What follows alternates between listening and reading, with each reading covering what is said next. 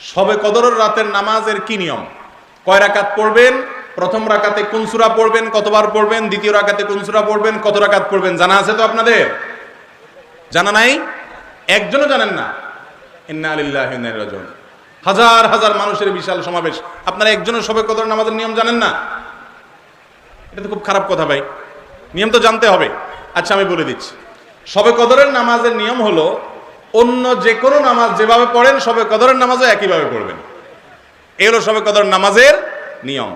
এমন কোনো কথা নাই যে শবে কদরের নামাজে প্রথম রাকাতে সূরা ফাতিহার পর অমুক সূরা এতবার পড়তে হবে, দ্বিতীয় রাকাতে ততবার পড়তে হবে, এরকম কোনো কথা কোরআন হাদিসে, এগুলা মন গড়া বিভিন্ন সিস্টেম, বিভিন্ন পদ্ধতির কথা, বিভিন্ন আপনার বাজারে নামাজ শিক্ষার বই নামে অনেক বই আছে, সব বই না, কিছু কিছু বই আছে, এইসব বইতে শবে কদরের নামাজ এত রাকাত, প্রথম রাকাতের এই নিয়ম, দ্বিতীয় রাকাতের ওই নিয়ম, এরকম বিভিন্ন কথা বলা আছে। এগুলো সব ভিত্তিহীন, মন গড়া, এগুলো কোরআন হাদিসে নাই। কোরআন হাদিসে লাইলাতুল কদরে অন্য রাতের মতো আপনি নামাজ পড়বেন, একটু লম্বা সময় নিয়ে পড়বেন।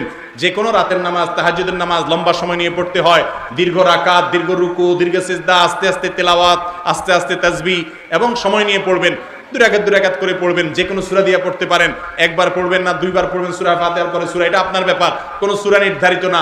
আপনি লাইলাতুল কদরের একটা জিনিস নির্ধারিত, সেটা হলো একটা দোয়া হাদিসে বর্ণিত হয়েছে, আম্মা জানা আয়েশা রাদিয়াল্লাহু তাআলা আনহাকে নবী করিম সাল্লাল্লাহু আলাইহি ওয়াসাল্লাম শিক্ষা দিয়েছেন, তুমি যদি লাইলাতুল কদর পাও তাহলে দোয়া করবা, কি দোয়া?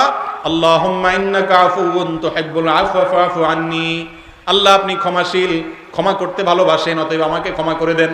ক্ষমা করতে ভালোবাসেন, অতএব আমাকে ক্ষমা করে দেন। এই দোয়া পড়বেন লাইলাতুল কদরে। এছাড়া আল্লাহর কাছে যে কোনো দোয়া করবেন, দুই রাকাত করে নামাজ যতটুকু পারেন তৌফিকে কুলা পড়বেন। কোনো সূরা কেরাত নিয়ম নির্ধারিত নাই, সারা রাত আপনি দোয়া করবেন, ইবাদত করবেন। আর এই শবে কদর পাওয়ার জন্য, শবে কদরের ইবাদতের আশায় রমজানের শেষ রাতে, শেষ 10 রাতের সবগুলোতে, বিশেষ করে বেজরগুলোতে বেশি বেশি করে করবেন। শুধু 27 তারিখকেই করবেন, অন্যগুলোতে ঘুমাবেন। এটা সুন্নাহ সম্মত লাইলাতুল কদরের তালাশ নয়।